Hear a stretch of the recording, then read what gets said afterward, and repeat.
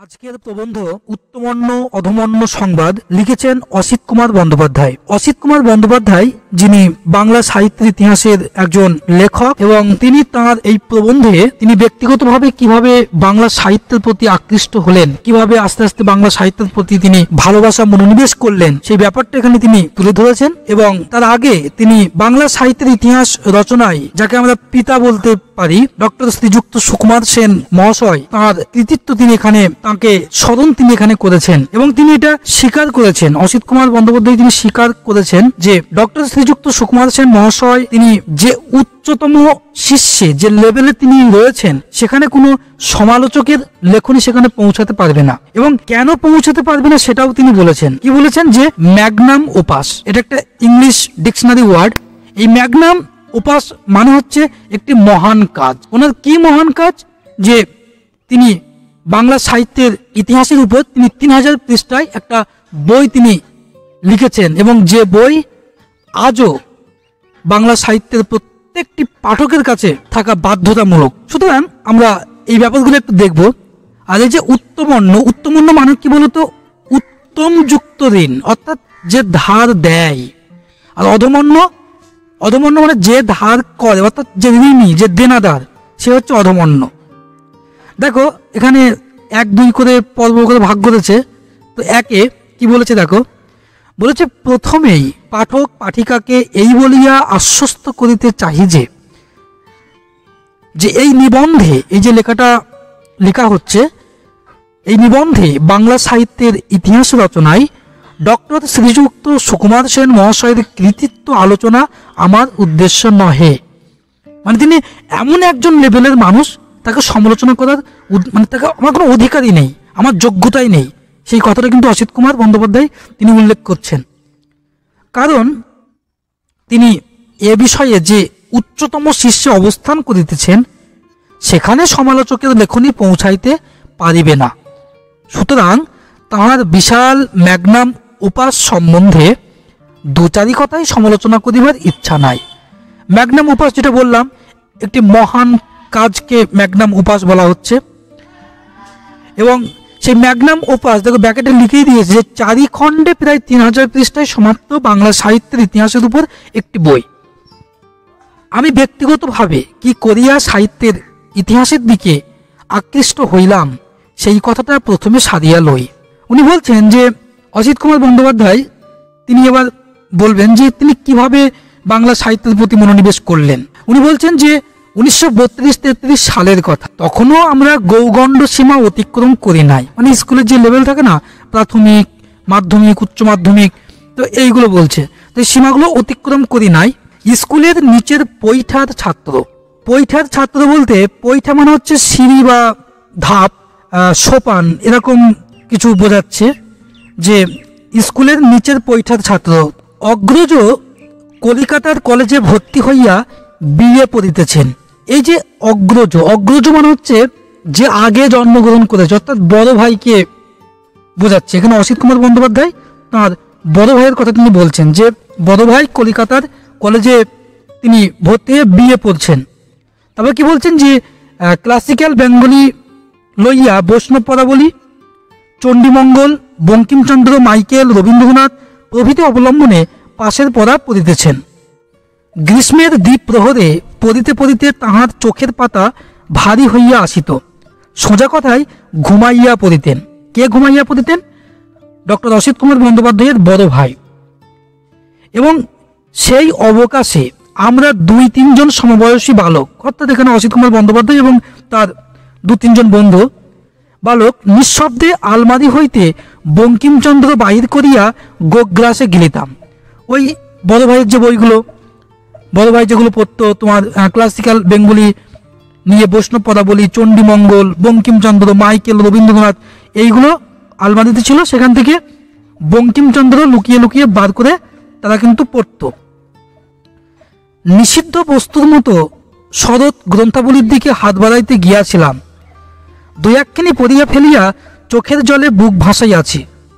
শরৎ গ্রন্থাবলীকে নিষিদ্ধ বস্তু এখানে বলা হচ্ছে। নিষিদ্ধ বস্তু মানে এরকম বোঝাচ্ছে যে শরৎবাবুর যে লেখনীগুলো রয়েছে আমরা যদি চরিত্রহীন 1917, শ্রীকান্ত 1916, শ্রীকান্ত মানে 4টে পার্ট আছে, একটা 1916, 1918, 1927, 1933 আর গৃহদাহ 1920।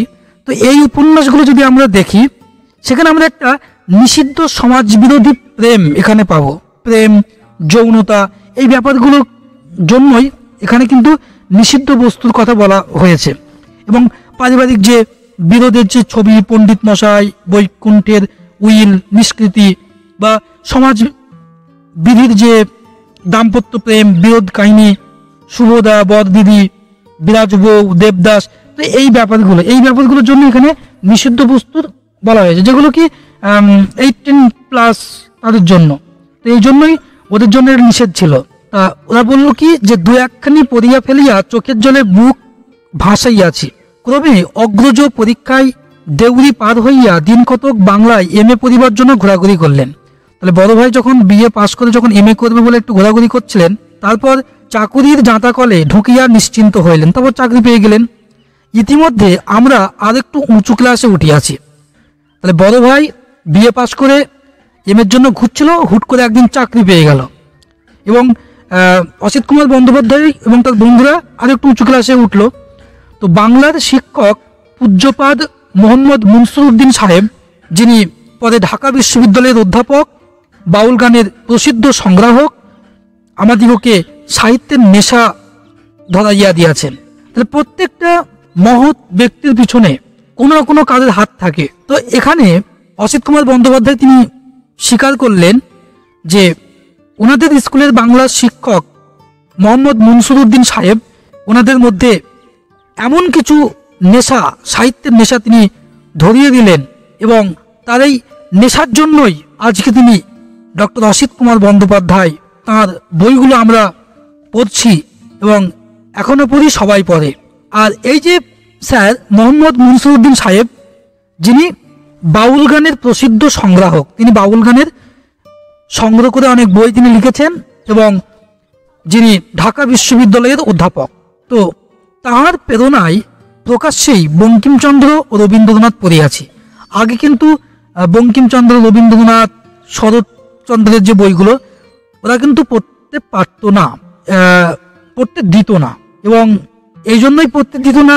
ওরা ভেবেই নিত যে এগুলো বড়দের জন্য নিষিদ্ধ বস্তু, এগুলো ছোটদের হাত না দেওয়া বেটার, এই জন্যই দিত না। আর এই যে প্রকাশ্য কথাটা এই জন্য ব্যবহার করিলাম, কারণ পিতৃদেব তরুণমতি বালকদের আউট বহি পড়িতে দেখিলে অত্যন্ত চটিয়া যাইতেন। পিতৃদেব যিনি, তিনি মানে সিলেবাসের মধ্যে ওরা আবদ্ধ করে রাখতে চাইতেন। বাইরের বই মানে সিলেবাস ব্যতীত বই পড়লেই তিনি কিন্তু রেগে যেতেন। তিনি অর্থাৎ পিতৃদেব নভেল নাটককে তিনি বিষধর সর্প বলিয়া মনে করতেন। নভেল নাটককে তিনি কি করতেন? বিষধর সর্প বলে তিনি মনে করতেন। কিন্তু শিক্ষক মহাশয় যখন অনুমতি দিয়াছেন তখন তিনি আর কিছুই বলিতেন না, কিন্তু শাসাইয়া রাখিয়াছিলেন, যদি কোনোদিন শরৎ চাটুর্যের অশ্লীল উপন্যাস আমাদের হাতে দেখেন, তাহা হইলে তৎক্ষণাৎ আমাদের কান ধরিয়া এক কাপড়ে বিদায় করিয়া দেবেন। সুতরাং অতিশয় গোপনে শরৎচন্দ্রের অনেক উপন্যাস পড়িয়া ফেলিলাম। যাহা হোক, উঁচু ক্লাসে উঠিয়া বেশ ভারিক্কি চালে সাহিত্য সমালোচনা করিতেছি। সহপাঠীরা রসজ্ঞ নহে, এসব ব্যাপারে আমাদের উপহাস তারা করে। হঠাৎ শুনিলাম স্কুলের ছাত্রদের লেখা লইয়া স্কুলে পত্রিকা প্রকাশিত হইবে। এখনো হয় না, ম্যাগাজিন যেগুলো প্রকাশ করা হয়, দেওয়াল ম্যাগাজিন, তখনও হতো। তো ইতিমধ্যে চুঁচুড়া হইতে প্রকাশিত এডুকেশন গেজেটে স্বনামে একটি কবিতা বাহির করিয়াছিলাম।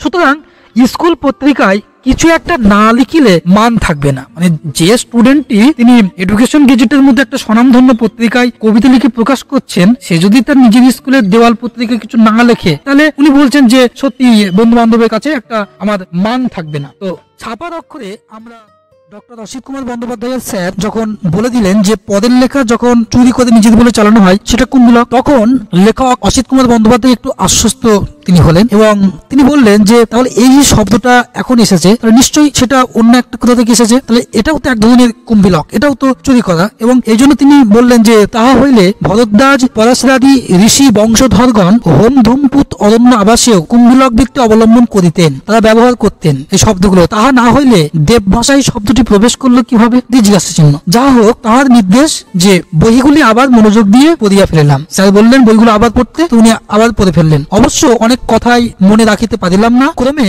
প্রবেশিকা ও আয়ে পরীক্ষার তরুণ পার হইলাম। বাংলায় কিছু কৃতিত্ব লাভ করিলাম। ইচ্ছা হইল বাংলায় অনার্স লইয়া বিএ পড়িব। 1940 সালের কথা। ইয়ার 2-1 বছর পূর্বে বাংলায় অনার্স কোর্স চালু হয়েছে। বাংলায় অনার্স এবং এমএ পাস করিলেও হীরাদ্ধার ছেলের আবার স্কুল মাস্টারির চাকরিতে প্রবলেম, চাকরি হয়ে উঠত না। এই বলিয়া প্রথমে পিতৃদেবের বাংলা অনার্স পড়িতে দিতে ঘোরতর আপত্তি ছিল। যাহা হোক, পরীক্ষায় যৎকিঞ্চিত কৃতিত্ব প্রদর্শনের ফলে তিনি নরম হইলেন এবং বাংলায় অনার্স লইয়া কলেজে ভর্তি হইলাম। অর্থাৎ এখনও যে চলটা চলে আসছে যে বাংলায় অনার্স পড়া মানে সরকারি চাকরি সহজে হবে না, তখনও এই ব্যাপারটা কিন্তু অসিত কুমার বন্দ্যোপাধ্যায়ের পিতা কিন্তু ভেবেছিলেন। যাই হোক, তিনি রেজাল্ট ভালো করেছিলেন এবং অবশেষে বাংলায় অনার্স নিয়ে তিনি কলেজে ভর্তি হলেন। এবার আমরা আসবো দ্বিতীয় অংশে। উনি কলেজে ভর্তি হলেন, তারপর এখানে কি কি পাঠ্যক্রম আছে, কি পড়াশোনার ব্যাপারগুলো এইবার দেখো। বিএ অনার্স ক্লাসে পড়িতে গিয়া ভয়ে বিস্ময়ে বাক্যস্ফূর্তি হইল না। ডক্টর সুকুমার সেন মহাশয়ের 2খানি গ্রন্থ পাঠ্য তালিকাভুক্ত ছিল। ডক্টর অসিত কুমার বন্দ্যোপাধ্যায় যখন কলেজে ভর্তি হলেন তখন দেখছেন যে তাদের পাঠ্য তালিকায় 2টো বই সিলেক্ট আছে। ডক্টর সুকুমার সেনের বাংলা সাহিত্যের যে বইগুলো, একখানি কি সদ্য প্রকাশিত বাংলা সাহিত্যের ইতিহাস আদি মধ্য, আর একখানি হচ্ছে ভাষার ইতিবৃত্ত। 2টো বই, বাংলা সাহিত্যের ইতিহাস যেখানে আদি মধ্য, উনি যখন কলেজে ভর্তি হয়েছিলেন ডক্টর অসিত কুমার বন্দ্যোপাধ্যায় তখন সদ্য প্রকাশিত, আর একটা হচ্ছে ভাষার ইতিবৃত্ত। প্রথমখানি গন্ধমাদন বিশেষ। গন্ধমাদন হচ্ছে তোমার পাহাড় প্রমাণ, মানে পরে ফোরানো যাবে, মানে শেষ করা যাবে না এমন। তাহা হইতে বিশল্য কদনী খুঁজিয়া বাহির করা স্বয়ং পবননন্দনেরও অসাধ্য। একখানি সদ্য প্রকাশিত বাংলা সাহিত্যের ইতিহাস আদি মধ্য, আর একখানি হচ্ছে ভাষার ইতিবৃত্ত। তাহলে অসিত কুমার বন্দ্যোপাধ্যায় যখন কলেজে ভর্তি হলেন এবং সেই সময়ে মানে সেই বছরই সদ্য প্রকাশিত 2টো বই সুকুমার সেনের, ডক্টর সুকুমার সেনের, একটা হচ্ছে বাংলা সাহিত্যের ইতিহাস আর একটা হচ্ছে ভাষার ইতিবৃত্ত। তো উনি বলছেন অসিত কুমার বন্দ্যোপাধ্যায় যে প্রথমখানি গন্ধমাদন বিশেষ, অর্থাৎ বিশাল পাহাড় প্রমাণ, মানে খুঁজে পাওয়া মুশকিল, মানে এত বিস্তর তার লেখনী, এবং সেখান হইতে বিশল্য কদমী খুঁজিয়া বাহির করা স্বয়ং পবননন্দনেরও অসাধ্য।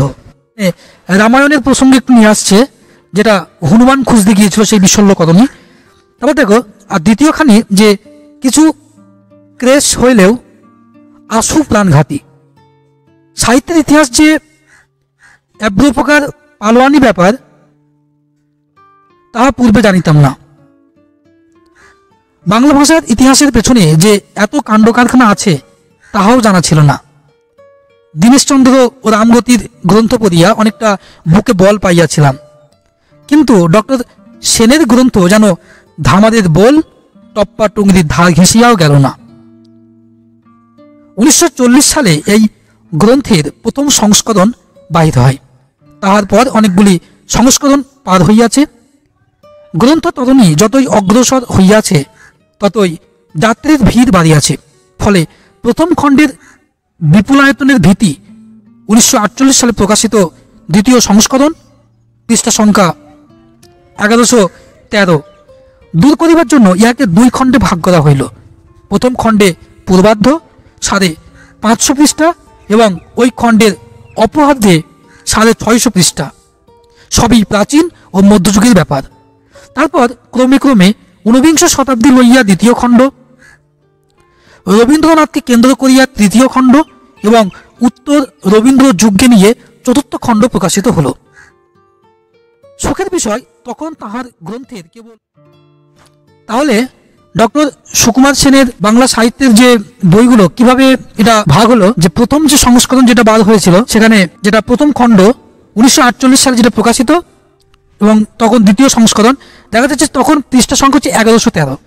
এবং এটাকে আবার আরেকটু ছোট যদি করা যায়, 2 খণ্ডে ভাগ করলো। একটা প্রথম খণ্ড যেটা পূর্বার্ধ, যেটা 550 পৃষ্ঠা, আর দ্বিতীয় খণ্ডের পরেরটা যে খণ্ডটা সেটা 600 পৃষ্ঠা। এবং এই 600 পৃষ্ঠা এখানে সবই প্রাচীন ও মধ্যযুগের ব্যাপারগুলো আছে। এবং তারপর ক্রমে 19বিংশ শতাব্দী নিয়ে দ্বিতীয় খণ্ড, আর রবীন্দ্রনাথকে কেন্দ্র করে তৃতীয় খণ্ড, আর উত্তর রবীন্দ্র যুগ নিয়ে চতুর্থ খণ্ড প্রকাশিত হলো। তো সুখের বিষয়, তখন তাহার গ্রন্থের কবল হইতে মুক্তি পাইয়া কলিকাতার কলেজে অধ্যাপক বেশে ছাত্রদের মুন্ডচর্বণের ছাড়পত্র পাইয়া গিয়াছি। চর্বণ হচ্ছে যে কোন ছাত্রটি ভালো বা মন্দ তার বিচার করা। তো সে ছাড়পত্র পাইয়া গিয়াছি, কিন্তু সত্যি কি তাহার দৃঢ়মুষ্টি হইতে আত্মরক্ষা করিতে পারিয়াছি? একলব্যের মতো অলক্ষ্যে তাহাকে অবলম্বন করিয়া অভিনব গুরুদক্ষিণা দিবার অভিলাষে আমিও বাংলা সাহিত্যের ভীমকাণ্ড কলেবর ইতিহাস নতুনভাবে তৈরি করিবার চেষ্টা করিতে লাগিলাম। অবশ্য একলব্যের মতো অঙ্গুলি কর্তনের প্রয়োজন হয় নাই। এখানে এই যে একলব্যের কথা বলা হয়েছে, একলব্যের কথা যখনই আমাদের মাথায় আসে তখনই সেই একলব্যের যে গুরুদক্ষিণার যে ব্যাপারটা সেটা কিন্তু চলে আসে। এটা আমি একটু বলি যে একদিন দ্রোণ এবং তার ছাত্ররা কুকুরের সাথে বনে যায়। যে অবিরাম ঘেউ ঘেউ শুরু করে, কিন্তু হঠাৎ বন্ধ হয়ে যায়।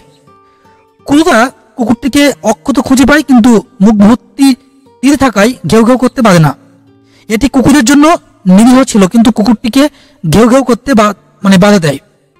দ্রোণ আশ্চর্য হয়ে গেলেন, কিন্তু ব্যতীত হলেন, কারণ তিনি অর্জুনকে প্রতিশ্রুতি দিয়েছিলেন যে তিনি তাকে বিশ্বের সর্বশ্রেষ্ঠ তীরন্দাজ করবেন। এমন সূক্ষ্ম তীরন্দাজ কে হতে পারে তা ভাবতে ভাবতে দ্রোণ ও তার ছাত্ররা একলব্যকে তাঁর ধনুক সহ দেখেছিলেন। দ্রোণকে দেখে একলব্য এসে তাকে প্রণাম করলেন। দ্রোণ একলব্যকে জিজ্ঞাসা করলেন তিনি কোথায় তীরন্দাজ শিখেছেন। একলব্য উত্তর দিয়েছিলেন কি যে আপনার অধীনে গুরু, আপনার কাছে। এবং দ্রোণকে তার মূর্তি দেখালেন, যখন তিনি কি করেছিলেন তা ব্যাখ্যা করেছিলেন। এবং অর্জুন ক্ষুব্ধ হন এবং অর্জুনকে বিশ্বের সর্বশ্রেষ্ঠ তীরন্দাজ করার প্রতিশ্রুতি মনে করিয়ে দেয়। দ্রোণ সিদ্ধান্ত নেন যে একলব্যকে গুরুদক্ষিণা দিতে হবে। অনায়াসে একলব্য দ্রোণের জন্য কিছু করার প্রস্তাব দেন। দ্রোণ একলব্যকে গুরুদক্ষিণা বলে তার ডান হাতের বুড়ো আঙুল কেটে ফেলতে বলেন। সুখী ও হাসি মুখে একলব্য বুড়ো আঙুলটি কেটে দ্রোণাচার্যের কাছে গুরুদক্ষিণা হিসাবে উপস্থাপন করেন। এই ব্যাপারটা এখানে বলা হচ্ছে, কিন্তু এখানে একলব্যের মতো আঙুল কাটার কোনো প্রয়োজন কিন্তু হয়নি। অসিত কুমার বন্দ্যোপাধ্যায় তিনিও লিখতে শুরু করলেন বাংলা সাহিত্যের ইতিহাস, এবং ডক্টর সুকুমার সেন মহাশয়কে অবলম্বন করে তিনি নতুনভাবে আরেকটি বাংলা সাহিত্যের উপর বই লিখলেন, যেটা অভিনব গুরুদক্ষিণা বলে তিনি উল্লেখ করছেন। অসিত কুমার বন্দ্যোপাধ্যায় বলছেন যে তিনি সুবৃহৎ 4 খণ্ডে বাংলা সাহিত্যের আনুপূর্বিক ইতিহাস লিখেছেন। এখানে ডক্টর সুকুমার সেন 4 খণ্ডে লিখেছেন। এবং শিষ্যবিদ্যা সব সময়ে কিঞ্চিত গরিয়সী বলিয়া আমি 8 খণ্ডে বাংলা সাহিত্যের ইতিহাসের পরিকল্পনা করিয়া কোমর বান্ধিয়া কাজে নামিয়া পড়িলাম।